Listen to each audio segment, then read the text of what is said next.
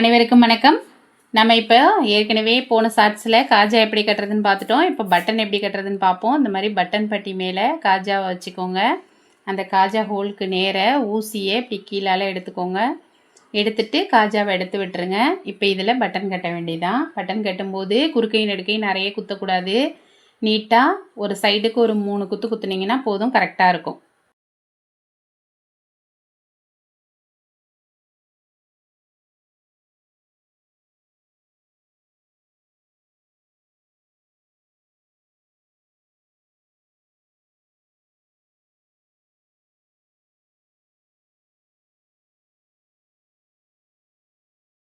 Okay, இந்த மாதிரி ஒரு சைடுக்கு 3 குத்து, இன்னொரு சைடுக்கு ஒரு 3 குத்து குத்திடுறோம். அப்புறம் பேக் சைடு போகிறோம், ஒரு லாக் ஸ்டிச் போட்டுக்கிறோம்.